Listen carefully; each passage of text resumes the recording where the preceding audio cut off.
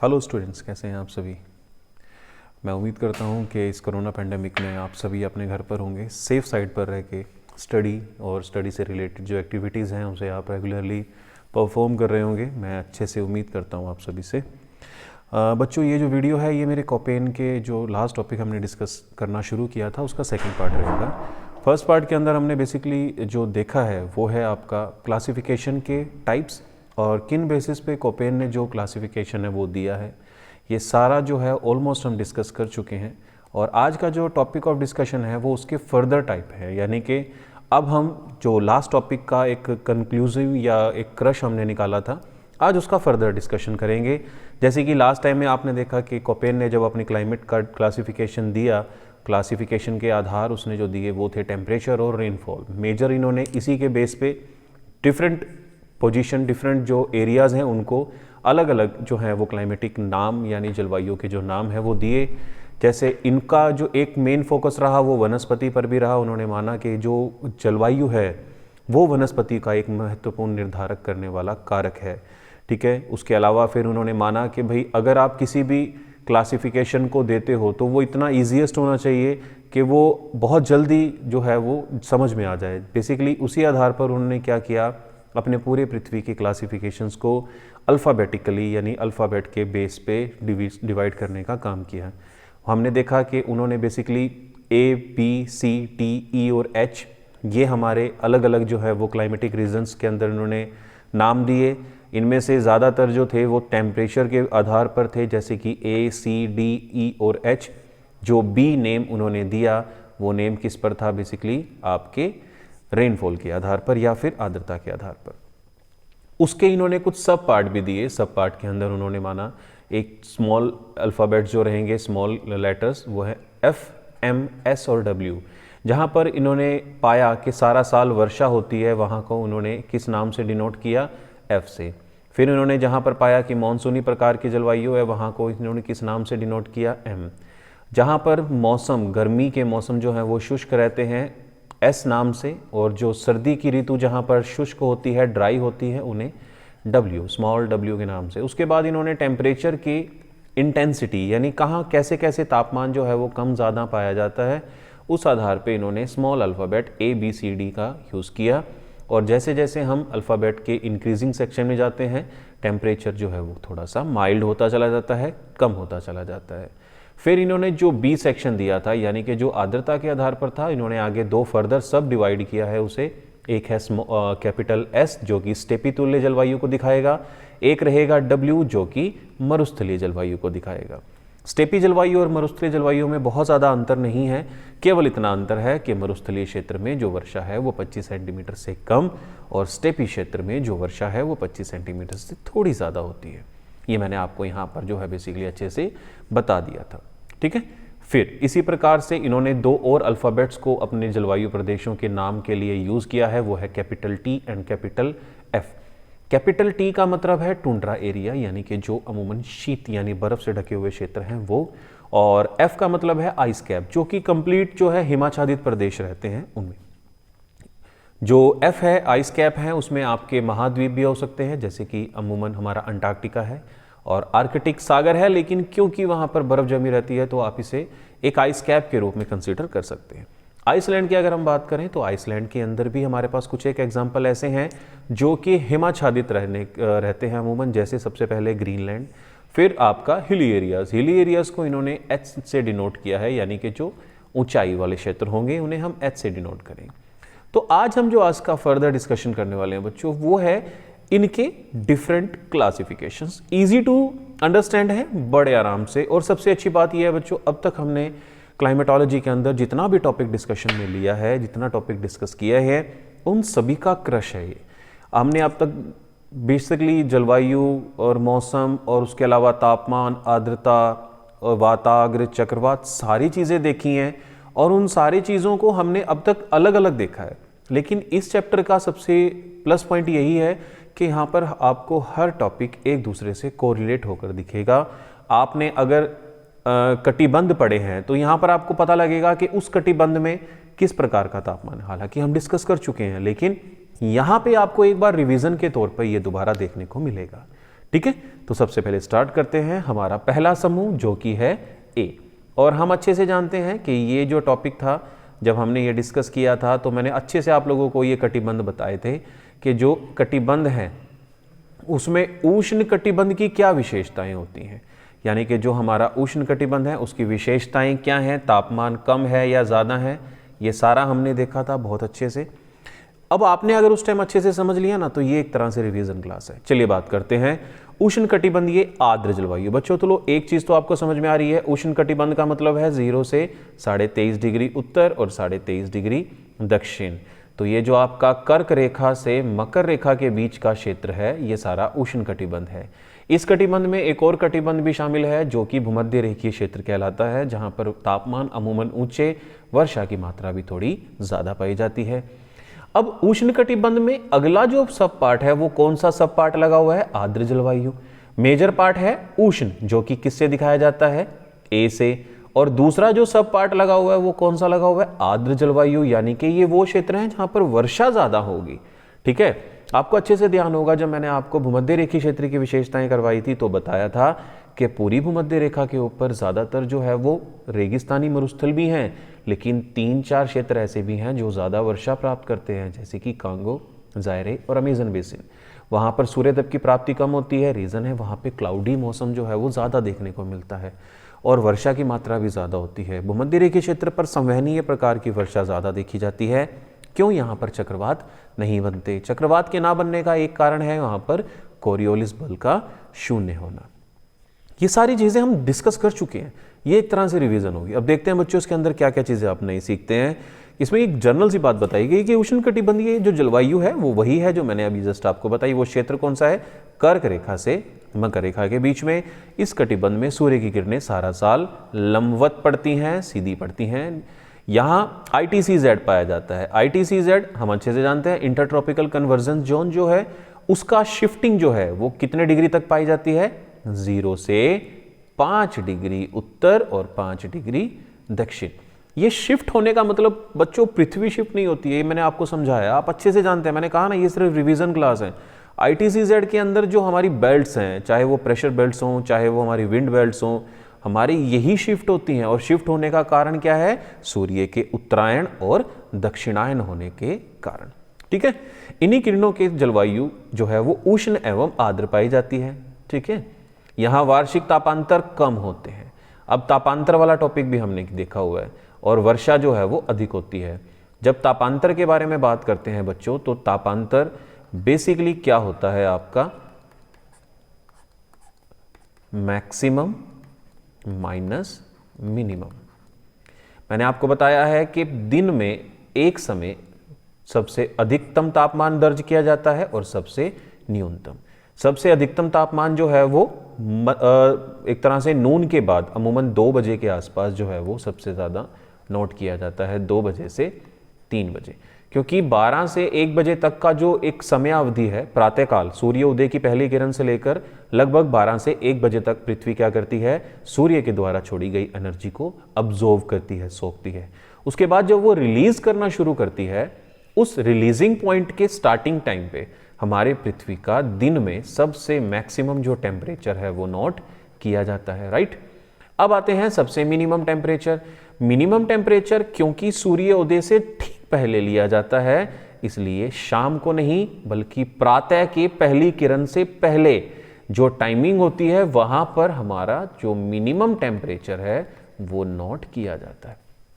मान लीजिए किसी दिन का औसत मैक्सिमम टेम्परेचर गर्मियों के मौसम में 35 डिग्री है, ठीक है, और गर्मियों के उसी मौसम में उसी स्थान का जो मिनिमम टेम्परेचर है वो 20 डिग्री सेल्सियस है, जो तापांतर कितना हो गया, 15 डिग्री सेल्सियस।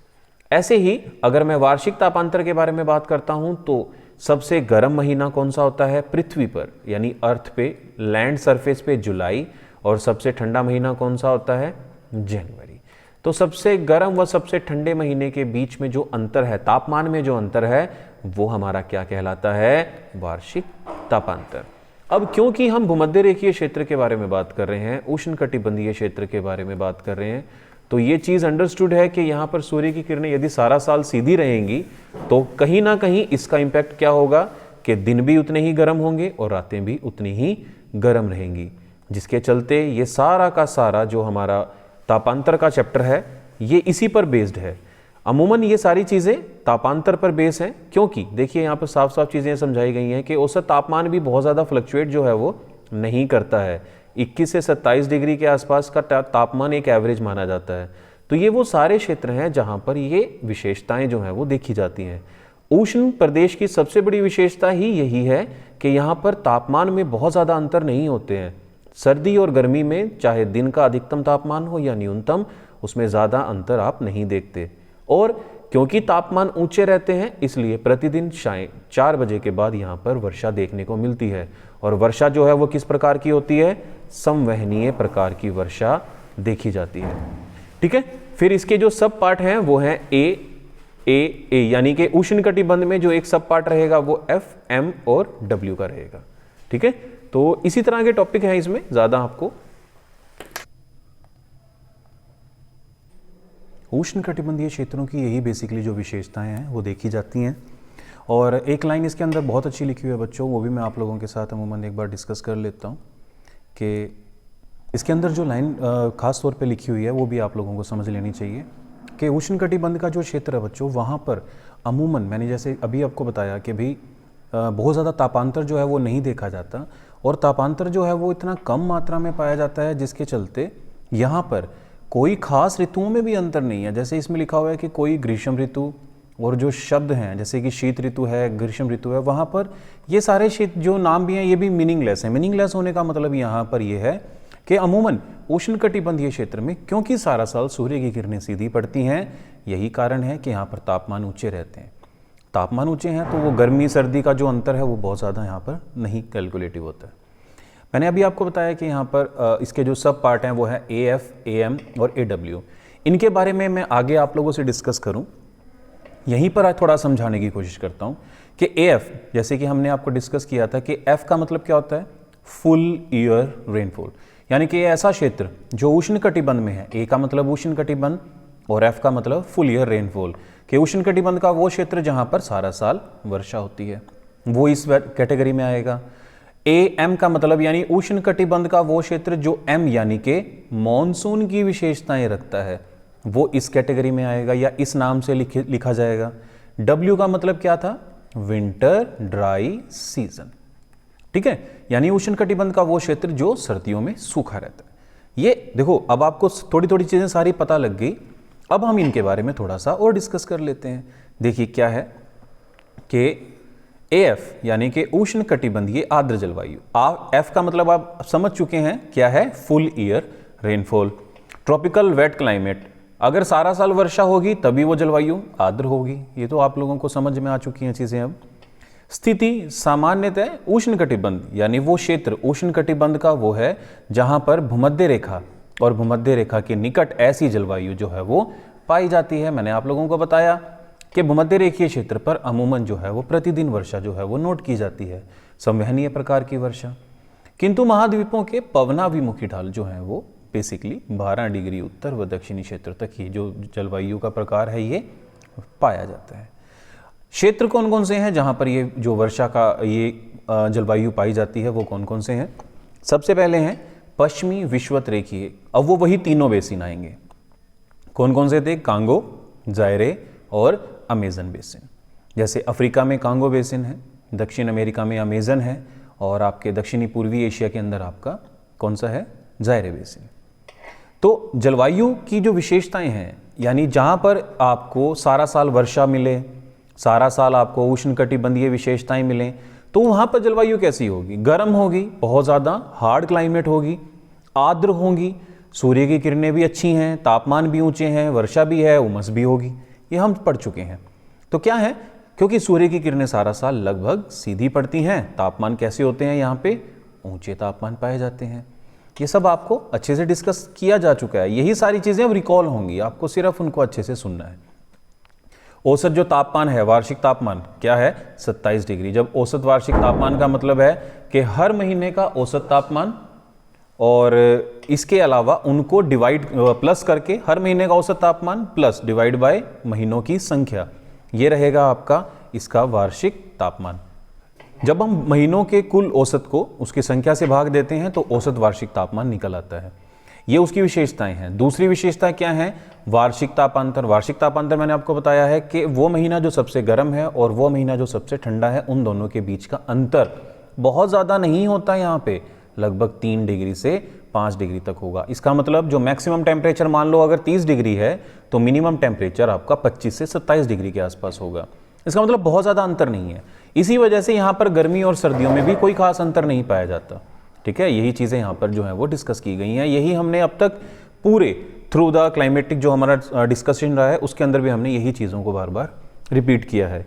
आगे देखिए, किसी भी महीने का औसत जो अधिकतम तापमान है, अधिकतम मैंने आपको बताया कि दिन के समय जब जब पूरा नून कंप्लीट हो चुका होता है, आफ्टरनून का जो टाइम होता है, उस टाइम दिन का सबसे अधिकतम तापमान जो है वो दर्ज किया जाता है। और न्यूनतम कब दर्ज किया जाता है? सूर्य उदय से ठीक पहले, क्योंकि सूर्योदय के बाद फिर पृथ्वी जो एनर्जी को अब्जॉर्व करना शुरू करती है, उसके जस्ट पहले मिनिमम टेम्परेचर जो है वो नोटिफाई किया जाता है। दैनिक तापांतर का मतलब है अधिकतम माइनस न्यूनतम। जैसे कि 30 degree minus 20 degree is equal to जो हमारा 10 डिग्री का तापांतर जो है वो यहाँ पर दर्ज किया जाता है। यहाँ दिन व रात की अवधि में भी कम अंतर होता है। मैंने आपको अच्छे से समझाया है कि उष्णकटिबंध में और खास तौर पे भूमध्य रेखीय क्षेत्र में 12 घंटे का दिन और 12 घंटे की रात होती है। भूमध्य रेखा से जैसे जैसे हम ध्रुवों की ओर जाते हैं, दिन की अवधि में और दिन और रात की अवधि में परिवर्तन आना शुरू हो जाते हैं। अगर सूर्य उत्तरायण की स्थिति में है तो जैसे जैसे हम ध्रुवीय क्षेत्र की तरफ जाएंगे वहां पर दिन जो है वो 6 महीने तक के हो जाते हैं। अगर सूर्य दक्षिणायन की स्थिति में है, यानी दक्षिणी गोलार्ध में सीधा चमक रहा है, तो उत्तरी गोलार्ध में जैसे जैसे हम आगे बढ़ेंगे, ध्रुव यानी कि 90 डिग्री उत्तरी ध्रुव पर आपको 6 महीने की रात जो है वो देखने को मिलेगी।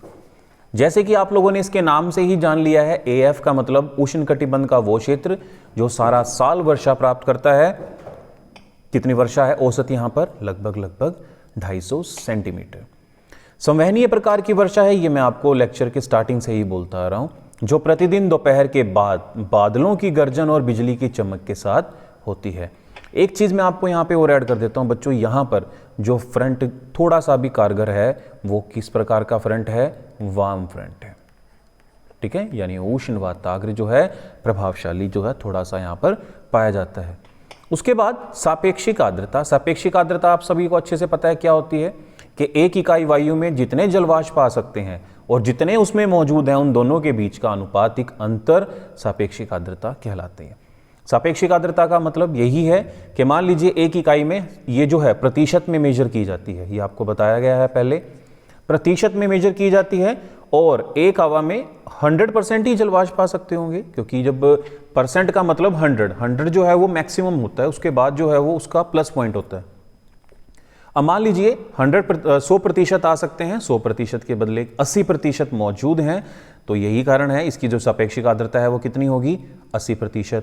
अब सापेक्षिक आर्द्रता से जुड़े हुए तथ्य आप अच्छे से जानते हैं कि यदि वाष्पीकरण ज़्यादा होगा तब सापेक्षिक आर्द्रता बढ़ जाएगी। अगर वाष्पीकरण ज़्यादा नहीं हो रहा है तो हम तापमान को कम करके किसी वायु को संतृप्त कर सकते हैं, सापेक्षिक आर्द्रता बढ़ा सकते हैं। उष्ण, आर्द्र व कम वायु संचरण के कारण यहाँ पर जो सेंसिबल टेम्परेचर है वो थोड़ा सा ज़्यादा परेशान करता है। ये आपको समझाया गया है। कब समझाया था? EVS लेक्चर में भी, कि इस क्षेत्र में तापमान ऊंचे हैं, वर्षा भी अधिक है, संवेदन जो हमारी सेंसिबल टेम्परेचर होता है वो बहुत ज़्यादा होता है, शारीरिक पीड़ा उत्पन्न करता है। शारीरिक पीड़ा उत्पन्न करने का जो हमारा उमस वाला थोड़ा मौसम होता है वो कहीं ना कहीं हमारे लिए थोड़ा सा समस्या का कारण रहता है। क्योंकि सापेक्षिक आर्द्रता ज़्यादा है इसलिए प्राय बादल छाए रहते हैं। अब बादल छाए रहने के चलते 3 क्षेत्र यहाँ पर वो पाए जाते हैं जिसमें सूर्य तप की प्राप्ति कम होती है। हर चीज़ रिपीट है बच्चों, हर चीज़ का रिवीजन होगा इस एक चैप्टर में। इसे छोड़कर चलते हैं सभी बच्चे, पर इसको करने के बाद आप लोगों को ये एहसास होगा कि ये रिवीजन है। देखो, अब तक हमने पूरा क्लाइमेटिक का सेक्शन जो है रिवीजन कर लिया सिर्फ एक क्लाइमेटिक जोन में। अब यहाँ पर एक और चीज़ आई है, प्राय बादल छाए रहते हैं, मेघाच्छन्न आकाश पार्थिव विकिरण को बाहर जाने से रोक देता है, जो कि भूमध्य रेखी खंड में रातें ठंडी नहीं हो पाती। अब उन्होंने तो एक सेंटेंस बोल दी, लेकिन इस सेंटेंस के पीछे पूरे कंसेप्ट आपको समझ में आता है। क्या? कि हमारे जो अर्थ है, हमारे अर्थ के अपनी एक एल्बिडो है, ये आप अच्छे से जानते हैं। ठीक है, जो हमारे क्लाउड हैं और सन से आने वाले जो रेडिएशन को ये क्या करते हैं, सबसे पहला काम क्या करते हैं, इसे रिफ्लेक्ट करने का काम करते हैं। ठीक है, सबसे पहला काम सूर्य से आने वाला विकिरण जो पृथ्वी तक पहुंचा ही नहीं, एल्बिडो, पृथ्वी की एल्बिडो के द्वारा अंतरिक्ष में भेज दिया गया। इसका मतलब मान लो अमूमन जो है एवरेज, जो 35 की एवरेज है एल्बिडो की, 100 यूनिट सन ने भेजी, 35 एल्बिडो हो गई, पृथ्वी पर कितनी आई, 65। ठीक है, मैं यहाँ पे हीट बजट नहीं समझा रहा हूं, मैं आपको सिर्फ इतना बता रहा हूं कि बादल जो हैं वो किस तरह से एक संकल्पना को पूरे तरीके से प्रभावित करते हैं। 65% यानी 65 यूनिट जब पृथ्वी पर आई और अर्थ ने फिर शाम को उन्हें एमिट करना शुरू कर दिया। ठीक है, पृथ्वी के पास 65 यूनिट आई हैं तो पृथ्वी भी 65 यूनिट ही छोड़ेगी, ये हम हीट बजट में पढ़ चुके हैं। तो 65 यूनिट में सबसे बड़ा गुण क्या है कि पृथ्वी का जो रेडिएशन है वो किस वेव में होता है, लॉन्ग वेव्स में होता है, राइट। इस लॉन्ग वेव्स की एक कमी ये रहती है कि ये ग्रीन हाउस गैसेस को पार नहीं कर सकता, या ये कहूं कि जो ग्रीन हाउस गैस हैं वो लॉन्ग वेव को पृथ्वी पर रोकने का काम करती हैं। अब ग्रीन हाउस गैसेस में कौन कौन सी हैं, CO2 कार्बन डाइऑक्साइड, मीथेन, और इसके अलावा सबसे इंपॉर्टेंट वाटर वेपर। बादल हैं क्या, जलवाष्प ही तो हैं। अब जलवाष्प क्या करते हैं, इस पृथ्वी से जाने वाली दीर्घ वृद्धि या दीर्घ जो तरंगे होती हैं उन्हें रोककर पृथ्वी के टेम्परेचर को बढ़ा देते हैं। अब वहां पर जो लाइन लिखी थी वो क्या थी कि बादलों की मौजूदगी के कारण पृथ्वी से जाने वाली पार्थिव विकिरण को ये रोककर रातों को ठंडी होने से बचा देते हैं, ठंडी नहीं होने देते हैं। यानी यहां पर रातें भी गर्म होती हैं, लेकिन किसकी वजह से, क्लाउड्स की वजह से। बहुत इजी है, मतलब हम इन्हें पढ़ चुके हैं, इसे रिवीजन के तौर पे देखोगे ना आपको सारी चीजें समझ में आएंगी। फिर यहां पर वनस्पति, क्योंकि कोपेन महोदय का मेन आधार क्या है, जलवायु को वनस्पति के साथ जोड़कर दिखाना।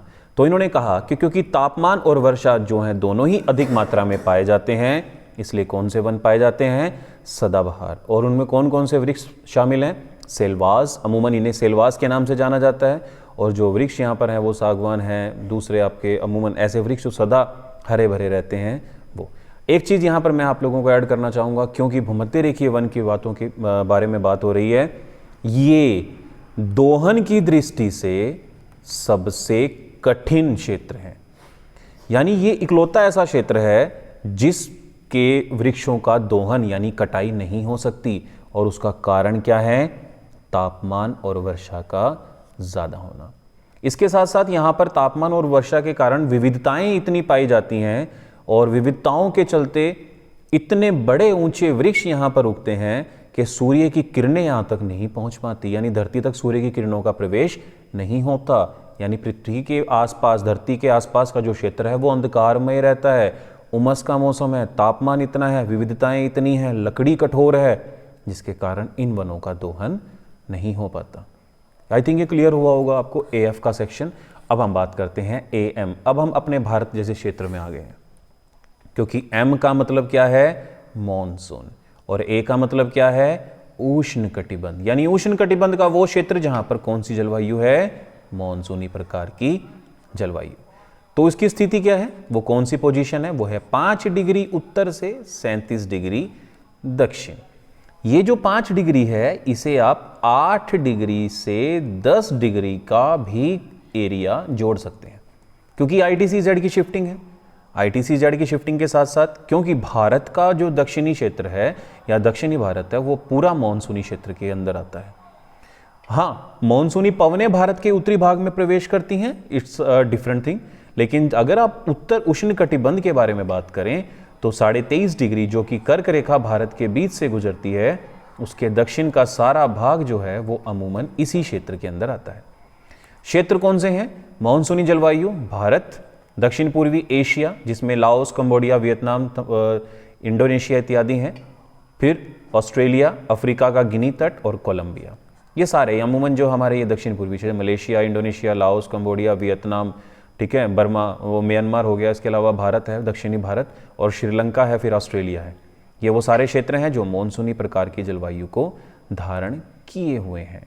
तो इन विशेषताओं के बाद अब हम चलते हैं इनके अगले जलवायु की विशेषताओं। अब आपको ये अच्छे से समझ में आ गया है कि ए का मतलब उष्णकटिबंध है, और उष्णकटिबंध की विशेषताओं को रिपीट करना वेस्टेज ऑफ टाइम रहेगा। तो जलवायु की विशेषताएं लगभग इनसे मिली जुली होंगी। क्योंकि यहां पर एक दूसरा शब्द भी जुड़ा है, उसके बारे में बात करते हैं। एम यानी कि मॉनसून। जहां पर मॉनसून प्रकार की जलवायु होती है उसमें आपको अच्छे से यह पता है कि मॉनसून है हवाओं का बदला हुआ रूप। जब हवाएं वाटर यानी जल से स्थल की तरफ चलती हैं तो कौन सा मौसम में चलती हैं? समर में। वर्षा लेके आती हैं क्योंकि जलीय क्षेत्र से आ रही हैं, जलवाष्प से भरी हैं, स्थल भाग पर पहुंचते ही वर्षा करती हैं। दूसरी है जो कि स्थल से जल की तरफ चलती है, ये कौन से मौसम में चलती हैं? विंटर में, जिसे आप लौटता हुआ मॉनसून बोलते हो।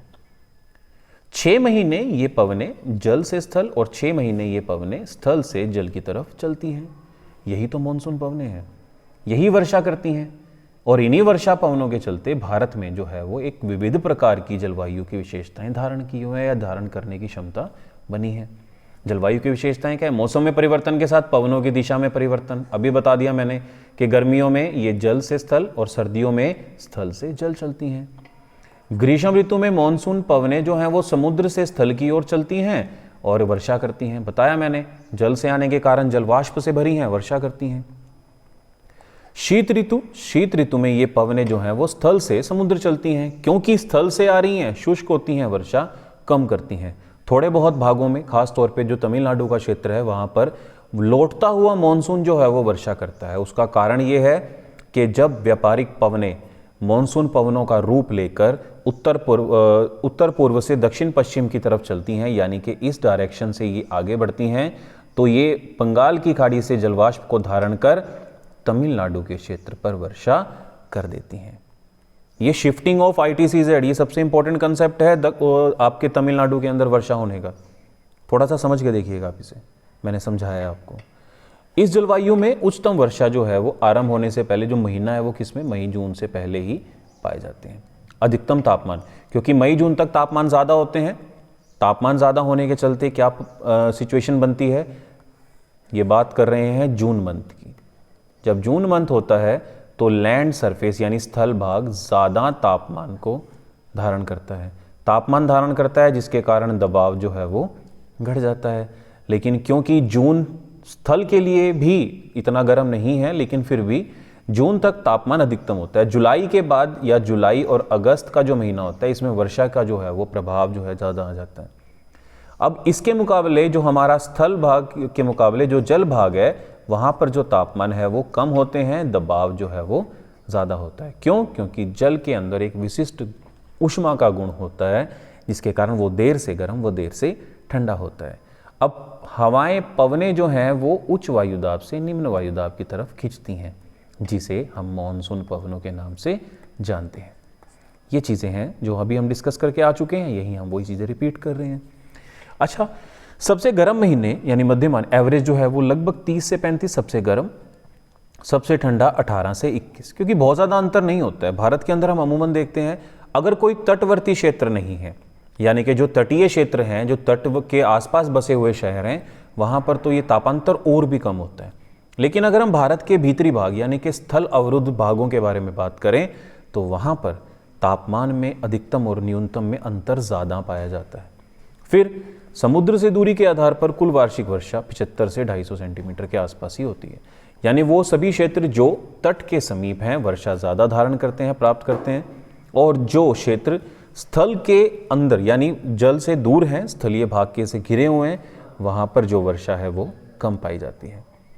यह है आपके मानसूनी क्षेत्र, जो कि भारत के अंदर आप या भारत की विशेषताओं को जानते हैं, समझते हैं, तो इन्हें आप अच्छे से कैलकुलेट कर सकते हैं। अब आते हैं हमारा तीसरा प्रकार, जो ये है AW। ए का मतलब अगेन उष्णकटिबंधीय क्षेत्र है, और W का मतलब है जहाँ पर सर्दियों की जो ऋतु है वो कैसी रहे? शुष्क है, उष्ण एवं शुष्क जलवायु। ठीक है, चलिए। स्थिति भूमध्य रेखा और उष्णकटिबंध के बीच में वर्षा प्रचुर वनों वालों क्षेत्रों में पाई जाती है। यानी इसका जो क्षेत्र है वो कहाँ है? उष्णकटिबंध के बीच में, यानी स्थल अवरुद्ध में। इस प्रकार की जलवायु को किस नाम से जाना जाता है? सवाना। ठीक है, सवाना प्रकार की जलवायु। और यहाँ पर वो क्षेत्र कौन से हैं जहाँ पर यह वर्षा देखने को मिलती है? सवाना व सूडान तुल्य जलवायु। सूडान जो है अफ्रीका कॉन्टिनेंट में, ये आपको नज़र आ रहा होगा, सवाना और सूडान। सूडान जो है बेसिकली अफ्रीका के अंदर है और यहाँ पर जो जलवायु का प्रकार है वो सवाना प्रकार है। अफ्रीका के सूडान में और वेल्ड जो है वो भी अफ्रीका का पठारी क्षेत्र है। उत्तरी ऑस्ट्रेलिया का जो घास मैदान है वो उष्ण कटिबंधीय घास का मैदान। दक्षिण अमेरिका में लानोस है, ठीक है, और गुयाना ये भी आपका जो क्षेत्र है उच्च भूमि क्षेत्र है। ब्राज़ील में जो कंपास क्षेत्र है ये वो क्षेत्र हैं जहाँ पर ये सवाना प्रकार की जलवायु देखने को मिलती है। सवाना प्रकार की जलवायु की विशेषताएं क्या हैं? ये सबसे ज़्यादा परिवर्तनशील है, ठीक है। यह एक परिवर्तनशील कटिबंध है, इसमें बहुत ज़्यादा परिवर्तन होते हैं। गर्मियों में संवहनीय प्रकार की वर्षा होती है और वर्ष के अन्य मौसम लगभग कैसे होते हैं? शुष्क होते हैं। संवहनीय प्रकार की वर्षा कब हुई? गर्मियों में। नाम क्या है? AW। W का मतलब विंटर का जो सीजन है वो ड्राई है, क्योंकि वर्षा तो गर्मियों में हो चुकी है। जो सर्दियों के मौसम है वो कैसा रहता है? लगभग शुष्क रहता है, ठीक है। बताया कि ये सबसे ज़्यादा परिवर्तनशील भाग है हमारा, जिसके चलते यहाँ पर बहुत ज़्यादा जलवायु परिवर्तन या मौसम में परिवर्तन ज़्यादा देखे जाते हैं। इसके बाद इसकी अन्य विशेषताओं में है यहाँ का औसत तापमान 23 डिग्री सेल्सियस और वार्षिक तापांतर भी 5 से 6 डिग्री। बच्चों 5 से 6 डिग्री का जो तापांतर है ना वो बहुत ज़्यादा प्रभावशाली नहीं होता है। इसका मतलब यहाँ पर दिन भी गर्म है और रातें भी उतनी ही गर्म है। शुष्क ऋतु जो है वो दैनिक तापांतर सर्वाधिक होते हैं, क्योंकि गर्मियों की ऋतुओं में और ख़ास तौर पे जो शुष्क मौसम होता है उसमें बादलों का नहीं होता। बादलों के आवरण के हट जाने से क्या होता है? एक तो सूर्य से सूर्य तप ज़्यादा प्राप्त होता है, फिर पृथ्वी उतना ही जो है वो एमिट कर देती है, यानी उतने ही तापांतर में कमी देखी जाती है। वर्षा की मात्रा भूमध्य रेखा से जैसे जैसे आप ध्रुवों की ओर जाते हैं कम होती चली जाती है, ये हम अच्छे से जानते हैं। इस जलवायु में वार्षिक वर्षा जो है, अब तक हमने 3 प्रकार देखे, AF, AM। तो यानी अब हम बात कर रहे हैं AW की। तो AW में जो वार्षिक वर्षा है वो इन दोनों के मुकाबले काफ़ी कम है। AF में तो सारा साल वर्षा है, M में भी लगभग 4 महीने जो है वर्षा के हैं, लेकिन यहाँ पर केवल और केवल गर्मी की ऋतु में ही थोड़ी बहुत वर्षा, वो भी संवहनीय प्रकार की वर्षा होती है। सवाना तुल्य में अधिकांश वर्षा ग्रीष्म ऋतु में होती है, पहले डिस्कस कर चुके हैं। और जो शीत ऋतु है वो कैसी होती है? शुष्क। आर्द्र ऋतु छोटी है, यानी जो गर्मियों में वर्षा होती है उसकी मात्रा कम है, हो सकता है 2 महीने से भी कम। लेकिन जो हमारी ड्राई विंटर सीजन है, शुष्क ऋतु है, वो बड़ी लंबी और भीषण होती है। इसके अलावा जो वनस्पति यहाँ पर पाई जाती है या वनस्पतियों की जो विशेषताएं यहाँ पाई जाती हैं वो क्या हैं? यहाँ पर ऊंची ऊंची घास ज़्यादा उगती है। पतझड़ी वृक्ष पाए जाते हैं, क्योंकि वर्षा जो है वो कम मात्रा में और कम समय के लिए होती है। और इस प्रकार के जो मैदान हैं उन्हें हम किस नाम से जानते हैं? सवाना के मैदान। आई थिंक ये आप लोगों के लिए थोड़ा सा एक, मैं फिर बार बार रिपीट कर रहा हूँ, एक तरह से रिवीजन का टॉपिक है और आप इसे रिवीजन के टॉपिक के तौर पे ही देखें। सो फिलहाल आज के लिए हम इतना ही डिस्कस करते हैं लेक्चर, क्योंकि ये काफ़ी लेंथी हो जाएगा अगर इसमें ज़्यादा मैंने दिया तो। अभी भी अमूमन 33 मिनट्स की आपकी ये वीडियो हो चुकी है। फिलहाल आज के लिए आप A सेक्शन को देखिए, कल मैं आप लोगों के साथ डेफिनेटली अब रेगुलर बेसिस पे आप लोगों के पास जो है वो वीडियोस रहेंगी। मैं कोशिश करूंगा कि आपके लिए रोज़ एक वीडियो जो है वो डालता रहूं। आप लोग इसे देखते रहें बच्चों अच्छे से, और अगर कोई अब तक इसे नहीं देख पाया है तो भी आप अपने क्लासमेट्स के साथ उन्हें शेयर करें, क्योंकि अमूमन को क्या है, मैंने लिंक तो मैं शेयर करता हूँ लेकिन बच्चे जो हैं वो इसको नज़रअंदाज करते हैं ये सोच के कि या किसी सेकंड टीचर का रिकॉर्डेड लेक्चर है। So you can communicate with them कि भाई ये आप ही के जो क्लास टीचर हैं उन्हीं का लेक्चर है, क्योंकि इसको आप सुनते हैं तो देखते हैं तो आपको ये रिमाइंडर के तौर पे लेक्चर जो हैं वो मिलते रहते हैं। So this is all about your lecture. I think it's more than sufficient. Till then हम बहुत जल्दी मिलेंगे। Thank you so much.